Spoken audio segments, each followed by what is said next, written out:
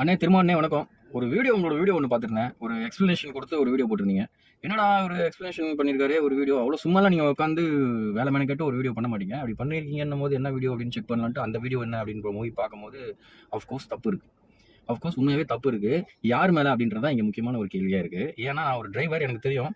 ஆக்சுவலாக என்ன ஆயிருக்கு அந்த இடத்துல, அவர் வந்து இடிக்கல, நீங்கள் சொல்கிற மாதிரியே இடிக்கிற மாதிரி போயிருக்காரு.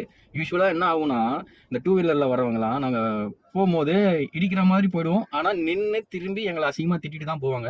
இது டிரைவருக்கு நல்லாவே தெரியும். எல்லா டிரைவர்களுக்கும் இது அனுபவிச்சிருப்பாங்க கண்டிப்பாக.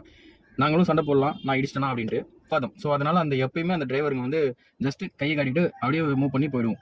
இங்கே கூட அதுதான் நடந்திருக்கும். நீங்கள் எல்லாருமே கம்முன்னு இருந்தீங்கன்னா அவர் வந்து கையை காட்டியிருப்பாரு, முடிஞ்சு போயிருக்கோம். அவர் வந்து இடிக்க போகிறதுனாலையோ இல்லை இடிச்சதுனாலையோ வந்து என்ன நான் இடிச்சிட்டேன்னு வந்து கேட்க வந்திருக்காரு. அதுக்குள்ளேயும் நம்ம ஆட்கள் வந்து இறங்கி கோதால குதிச்சிட்டாங்க. ஒருத்தர் வந்து பார்த்தீங்கன்னா அப்படியே ஆக்ரோஷமாக அவரோட கோட்லாம் கழட்டிட்டு சண்டை போட போறாரு. அதாவது நான் ஒரு வக்கீல், ரோட்ல சண்டை போடக்கூடாது கோட் போட்டுன்னு, கோட்டை கழட்டிட்டு என்ன பண்ணலாம் அப்படின்ற ஒரு தாட்ல அவர் பயங்கரமா கழட்டிட்டு போறதுக்குள்ள ஒரு 4-5 பேர் சேர்ந்து அவர் போட்டு அடிக்கிறாங்க. எனக்கு முக்கியமான ஒரு கேள்வி உங்ககிட்ட, உள்ளதானே உட்காந்துருந்தீங்க, இது நடக்கிறதெல்லாம் பார்த்துட்டு தான் இருந்தீங்க. ஏன் உங்க கால்கள் வந்து கீழே இறங்காதா? உங்க வாய் வந்து அடிக்காதங்களா தம்பிங்களா விட்டுங்கடா அப்படின்னு சொல்லாதா? உங்க கைகள் அடிக்க போறவங்கள தடுக்காதா? இது எதுவுமே பண்ண மாட்டீங்களா? ஒரு வன்முறை நடக்க போறதுக்கு முன்னாடி அதை தடுக்கணும் இல்லையா? அதுதானே வந்து மனிதனோட ஒரு அதிகபட்ச ஒரு நல்ல பண்பு. உங்களால முடியும். அந்த இடத்துல அவ்வளவு பெரிய விஷயம் ஆயிருக்காது. அவர் ஒருத்தரை போட்டு அத்தனை பேர் அடிச்சிருக்க மாட்டாங்க.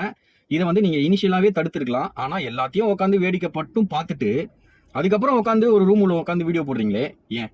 ஒரு விஷயம் ஒரு ஒரு நிகழ்ச்சியில வந்து பேசிருவீங்க, நாளான் முதலமைச்சர் ஆகக்கூடாதா, எனக்கு அந்த தகுதி இல்லையா அப்படின்னு கேட்டீங்க. சத்தியமா உங்களுக்கு அந்த தகுதியே கிடையாது.